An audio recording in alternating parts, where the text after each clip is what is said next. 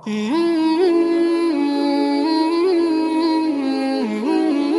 چاہتا ہوں تھوڑی سی آپ کو تاریخ بتاؤں کہ اسلام ہندوستان میں کیسے آیا۔ سب سے پہلے محمد بن قاسم رحمۃ اللہ علیہ، انہوں نے 92 ہجری میں سندھ پر حملہ کیا جب راجہ داہر کے ڈاکوؤں نے مسلمانوں کا ایک قافلہ لوٹ لیا، بحری جہاز۔ تو اس کے بدلے میں مسلمانوں کی طرف سے لشکر کشی ہوئی اور محمد بن قاسم رحمۃ اللہ علیہ ملتان تک پہنچے۔ ان کے پاس 12,000 کا لشکر تھا، لیکن جب وہ ملتان پہنچے وہ لشکر 1 لاکھ ہو چکا تھا کہ مقامی لوگ فوج کے اخلاق اور محمد بن قاسم کی سیرت سے اتنے متاثر ہوئے، وہ جوک در جوک مسلمان ہوتے چلے گئے، اور ملتان جب پہنچے تو وہ 1 لاکھ میں تبدیل ہو چکے تھے۔ تو سب سے پہلے سرزمین ہند میں اسلام کی حکومت قائم ہوئی۔ ادھر ہندوستان کے ساحلی علاقوں پر تاجروں کی وجہ سے اسلام پھیل چکا تھا، لیکن باقاعدہ جو حکومت قائم ہوئی وہ سندھ میں ہوئی۔ اس کے بعد اللہ کے نیک بندے صوفیاء کرام آتے رہے اور دعوت دین دیتے رہے، اور ان کے ذریعے سے لوگوں میں اسلام کی بارے میں بیداری ہوئی اور انہوں نے قبول کرنا شروع کیا اپنی خوشی سے۔ اوپر جو ہندوستان ہے جس کو اتر پردیش کہتے ہیں، وہاں جو اسلام کی حکومت قائم ہوئی وہ شہاب الدین غوری رحمۃ اللہ علیہ نے حکومت کو قائم کیا۔ اس سے پہلے محمود غزنوی نے 17 حملے کیے، لیکن انہوں نے کوئی حکومت قائم نہیں کی، بلکہ بس فتح کر کے واپس چلے جاتے تھے۔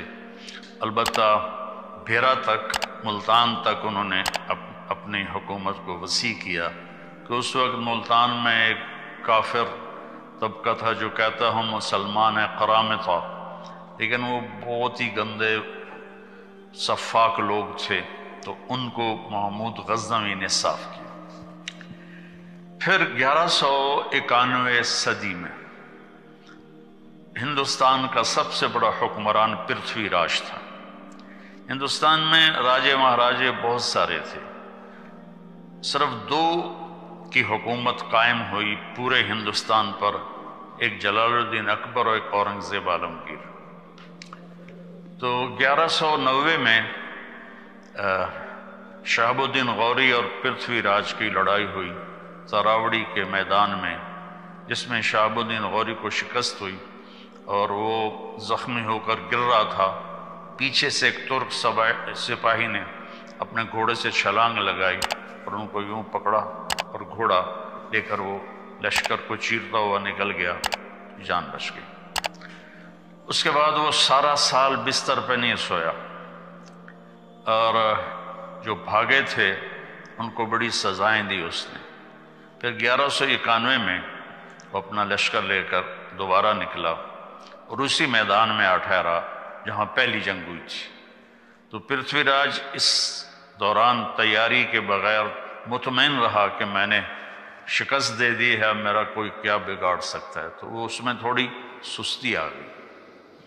جب لشکر آمنے سامنے ہوئے تو پرتھوی راج نے کہا تم چلے جاؤ ورنہ تمہارا یہی حال کروں گا جو پہلے کیا تھا۔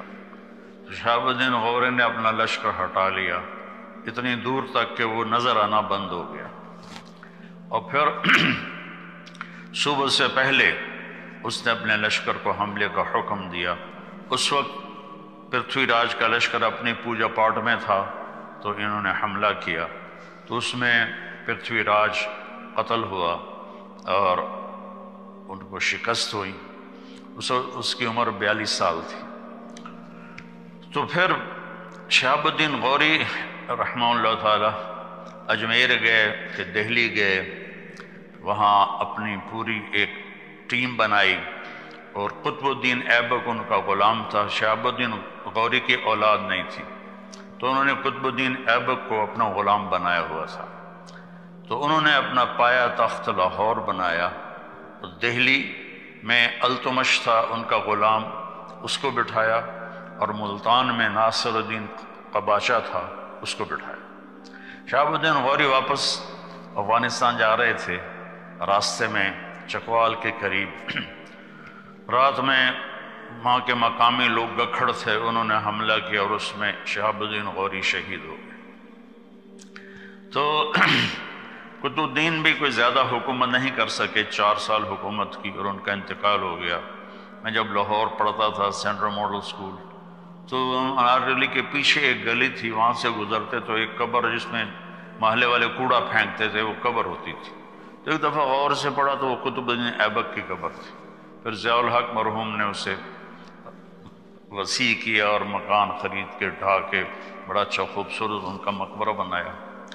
اس کو خاندان غلامہ کہتے ہیں۔ پہلا خاندان جس نے حکومت کی وہ خاندان غلامہ ہے، کہ اصل غلام تھے سارے اور حکومت میں آ گئے تو خاندان غلامہ کہتے ہیں۔ التمش اتنا نیک آدمی تھا، جب خواجہ قطب الدین بختیار کاکی کا انتقال ہوا تو انہوں نے وصیت کی میرا جنازہ وہ پڑھائے جس کی تہجد فوت نہ ہوئی ہو اور جس کی عصر کی سنتیں فوت نہ ہوئی ہوں، میرا جنازہ وہ پڑھائے۔ تو سناٹا چھا گیا، میت سامنے اور کوئی نکلتا ہی نہیں، چونکہ عصر کی سنتیں تو غیر موقدہ ہیں، کوئی پڑھے نہ پڑھے۔ تو جب کوئی بھی نہیں نکلا تو پھر ایک آدمی منہ لپیٹے ہوئے روتا ہوا باہر نکلا کہ میرے پیر نے میرا راز فاش کر دیا۔ وہ سلطان التمش تھا جس نے جنازہ پڑھایا کہ میری نہ کبھی عصر کی سنتیں قضا ہوئی ہیں نہ تہجد قضا ہوئی ہے۔ ان کے پاس ایک دفعہ غلاموں کی ایک جماعت لائی گئی، تو انہوں نے 19 غلام سلیکٹ کیے اور 20واں چھوڑ دیا۔ اس کا قد بھی چھوٹا تھا اور شکل بھی اچھی نہیں تھی، باقی 19 اس نے خرید لی۔ تو وہ غلام جس کو انہوں نے رد کیا، اس نے کہا بادشاہ سلامت آپ نے یہ غلام کس لیے خریدے ہیں؟ کہنے لگے اپنے لیے۔ کہ مجھے اللہ کے لیے خرید لو۔ تو اس کو یہ جواب بڑا پسند آیا اور اس نے اس کو بھی خرید لیا۔ اس کا نام تھا غیاث الدین۔ تو جب یہ التمش کی سلطنت عرصہ چلی، اس میں اس کی ناصر الدین بہت نیک آدمی تھا، اور اس کی بیٹی رضیہ سلطانہ التونیہ سے شادی کر کے حکومت کی کوشش کی لیکن قائم نہ ہو سکی۔ ترک سردار عورت کی حکمرانی پر سیخ پا ہو گئے، پھر وہ لڑائی میں بھاگ گئی، پھر قتل ہو گئی۔ تو اس کے بعد غیاث الدین بلبن حکمران بنا۔ غیاث الدین بلبن اس وقت دیپال پور میں گورنر تھا، تو وہاں جب شور شرابہ ہوا، سلطنت کمزور ہوئی، تو وہ یہاں سے گیا اور اس نے دہلی کے تخت پہ قبضہ کیا اور اس نے 20 سال حکومت کی۔ اور غیاث الدین بلبن کا یہ احسان ہے ہندوستان کے مسلم نان مسلم پر کہ اس نے واحد بادشاہ جس نے تاتاریوں کے حملوں کو ناکام بنایا، اور تاتاری ہر دفعہ شکست کھا کے پیچھے ہٹے، واپس بھاگے۔ آخری جنگ میں اس کا بیٹا محمد وہ شہید ہو گیا، اس کا ایک ہی بیٹا تھا۔ تو اس کے غم میں پھر 7ویں دن وہ بھی مر گیا اس دکھ میں۔ تو حکومت خلجی خاندان میں شفٹ ہو گئی۔ علاؤ الدین خلجی تھا جس نے اپنی حکومت قائم کی۔ اس کے بعد جلال الدین خلجی، جلال الدین خلجی کا بھتیجا تھا علاؤ الدین۔ جلال الدین کو غلاموں نے قتل کر دیا۔ تاریخ والے کہتے ہیں اس میں علاؤ الدین کا ہاتھ تھا، لیکن مجھے نہیں لگتا چونکہ وہ بہت نیک آدمی تھا۔ تو علاؤ الدین نے پھر کوئی 20 سال کے قریب حکومت کی۔ وہ بھیس بدل کے بازاروں میں پھرتا تھا اور چیزوں کے بھاؤ دیکھتا تھا، لوگوں کے حال پوچھتا تھا۔ تو خلجی خاندان جب ختم ہوا تو اس کے بعد آیا تغلق خاندان۔ تغلق میں محمد تغلق واحد بادشاہ ہے۔ وہ تھا صرف پھرا، چھوٹی چھوٹی بات پہ قتل کرا دیتا، لیکن وہ واحد بادشاہ ہے جس نے علماء کو کہا خانقاہوں سے نکلو، مسجدوں سے نکلو اور جا کر اسلام کی تبلیغ کرو تم بیٹھ کے کھاتے رہتے ہو۔ تو اس نے دعوت اسلام شروع کروائی محمد تغلق نے۔ تو تغلق کے دور میں 1398 میں وہ بدماش تیمور آیا جو ادھر سے کلات کے راستے سے آیا، ملتان کو تباہ کیا۔ یہ میرا چھوٹا سا قصبہ تو لمبا ہے، اس کی اینٹ سے اینٹ بجا دی۔ پھر وہاں سے وہ بٹھنڈا کی طرف نکلا، اسے تباہ کیا۔ بٹھنڈا سے دہلی پہنچا، اسے تباہ و برباد کر دیا۔ وہ اس کی عادت تھی، وہ پہلے دن جب لشکر گھیرا ڈالتا تھا نا شہر کا تو سفید جھنڈا لہراتا تھا۔ اس کا مطلب تھا کہ ہم سے صلح کر لو، ہم سے تمہارا مال لوٹیں گے، تمہیں کچھ نہیں کہیں۔ اگر وہ اس پہ نہیں آتے تو دوسرے دن وہ سرخ جھنڈا لہراتا تھا کہ میں صرف فوجیوں کو قتل کروں گا، عوام کو کچھ نہیں کہوں گا، تم ہتھیار ڈال دو۔ تیسرے دن وہ کالا جھنڈا لہراتا تھا کہ اب میں نہ کوئی بچہ چھوڑوں گا، نہ کوئی بچی، نہ عورت، نہ مرد۔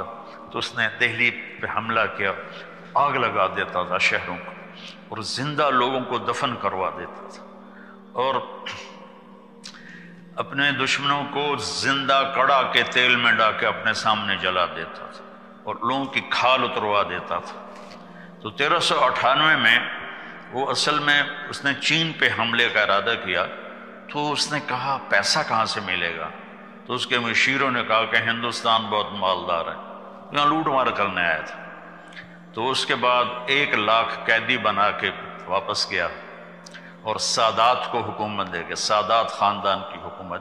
میں مختصر بتا رہا ہوں تاکہ آپ کے سامنے ایک تصویر آ جائے۔ تو واپس جا رہا تھا تو اس کو سفر میں دشواری پیش آئی کہ 1 لاکھ آدمیوں کو لے کے چلا ہونا کہ سب کے سر اڑا دو تاکہ ہم آسانی سے سفر کر سکیں۔ سب کے سر اڑا دی۔ سادات خاندان کے بعد جب ان میں انتشار ہوا اور وہ بکھر گئے تو لودھی خاندان کی حکومت آئی، بہلول لودھی۔ تغلق میں فیروز تغلق بہت بڑا بادشاہ تھا۔ یہ جو مقبرہ بنا ہوا ہے ملتان میں شاہ رخ العالم رحمۃ اللہ علیہ کا، یہ فیروز نے اپنے لیے بنوایا تھا، لیکن جب شاہ رخ العالم کا انتقال ہوا تو اس نے کہا ان کو یہاں دفن کیا جائے۔ تو وہ علم دوست تھا، علماء کی قدر کرتا تھا۔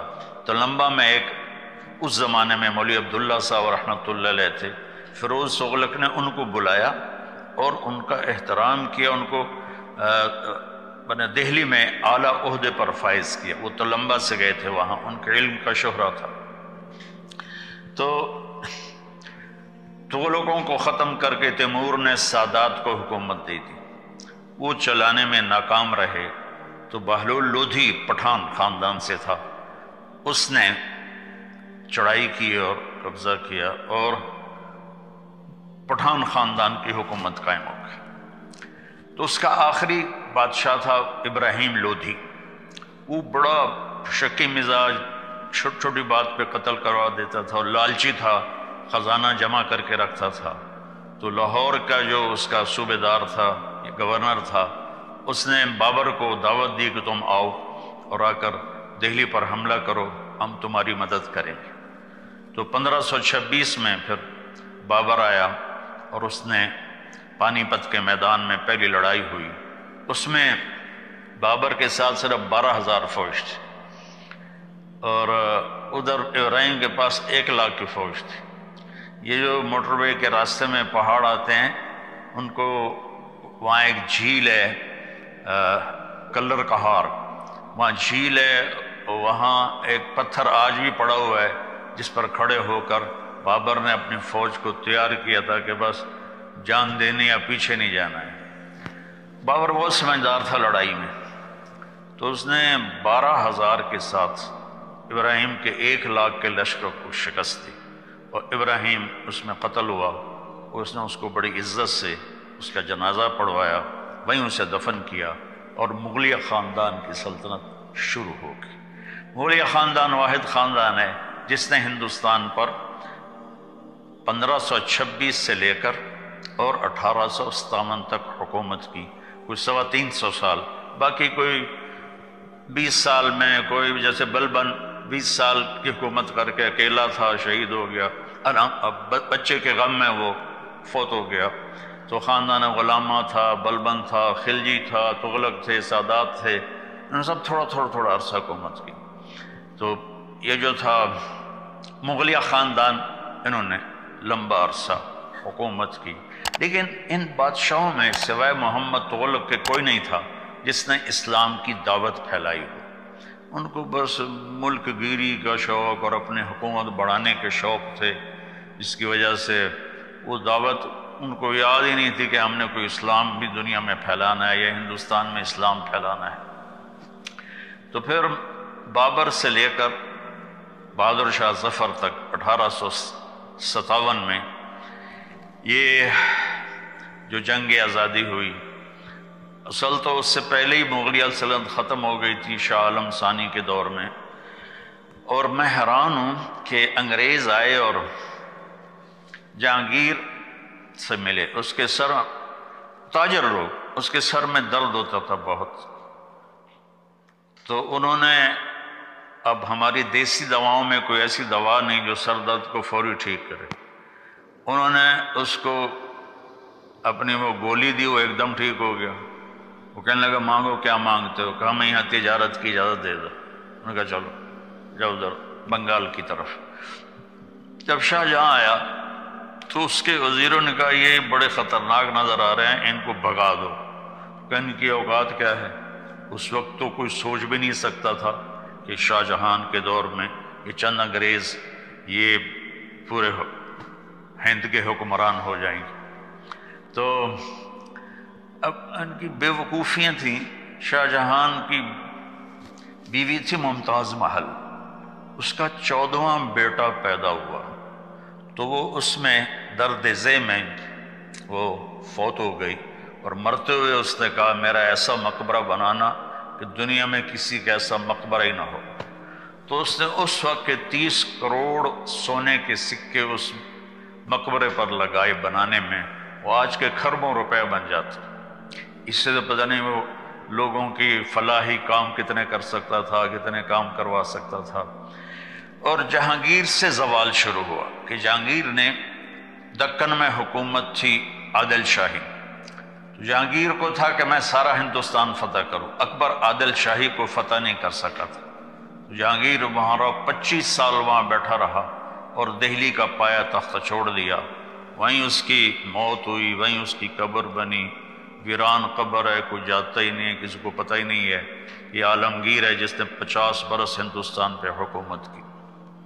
اس کے بعد زوال شروع ہو گیا، اور آہستہ آہستہ آہستہ آہستہ آہستہ آہستہ ادھر 1757 میں انگریزوں نے سراج الدولہ کو شکست دی۔ سراج الدولہ رات عورتوں کے رقص دیکھتا تھا اور دن میں 12 بجے اٹھتا تھا، اور لارڈ کلائیو جو تھا وہ تہجد میں گھوڑے پہ سوار ہوتا تھا اور دن ڈوبنے پر گھوڑے سے اترتا تھا۔ تو ایسے لوگ کہاں کامیاب ہو سکتے ہیں؟ تو اس نے صرف 3000 کے لشکر کے ساتھ 50,000 کے لشکر کو شکست دی، اس میں میر جعفر ساتھ مل گیا تھا۔ مزے کی بات یہ ہے کہ اس نے جو لیے فوجی وہ ہندو فوجی تھے، یعنی کوئی ہندو کوئی مسلمان، ہندوستان کی فوج سے ہندوستان کو فتح کیا۔ انگریز تو بہت تھوڑے سے تھے، تو انہوں نے ان کو منظم کیا، اور اس وقت وہ ایڈوانس ہو چکے تھے، توپ خانہ تھا، تو ان کی توپوں نے لشکر میں تباہی مچا دی سراج الدولہ کی۔ تو پھر جو آخری امید تھی ہندوستان میں اسلامی حکومت کو، ٹیپو سلطان تھے، وہ 1831 میں شہید ہو گئے لڑائی میں۔ اور یعنی دکھ کی بات ہے کہ اس لڑائی میں نظام حیدرآباد دکن کا جو نظام تھا وہ انگریزوں کے ساتھ اپنی فوج لے کر سلطان ٹیپو پہ حملہ کرنے آیا تھا۔ تو وہ اللہ اس کی درجات بلند فرمانے کا، شیر کی ایک دن کی زندگی گیدڑ کی 100 سالہ زندگی سے بہتر ہے۔ اس کو ایک اسکاٹ لینڈ کا سپاہی تھا، اس نے قتل کیا تھا۔ اس کا مجسمہ اب بھی وہاں ایڈنبرا میں بنا ہوا ہے۔ تو اس وقت وہ جنرل ہنگسر، یہ ہیری تھا، مجھے نام میں شک پڑ رہا ہے، اس نے کہا اب ہندوستان ہمارا ہے، 1831 میں۔ پھر وہ شاہ عالم ثانی کے دور میں دہلی پر آ گئے، اور شاہ عالم ثانی کی حکومت صرف محل میں تھی، اور قلعے میں تھی۔ 1857 کی جنگ آزادی ہوئی، وہ ایک غدر تھا اور اس میں انہوں نے بہت ظلم کیے اور کوئی منظم نہیں تھا، کسی قسم کی کوئی ترتیب نہیں تھی، تو انہوں نے دلی میں لوٹ مار مچا دی۔ تو ایسے کہاں لڑ سکتے تھے؟ تو پھر انگریز آئے اور انہوں نے دوبارہ اس پر قبضہ کیا، اور 1857 سے لے کر 1947 تک انگریز حکمران آئے۔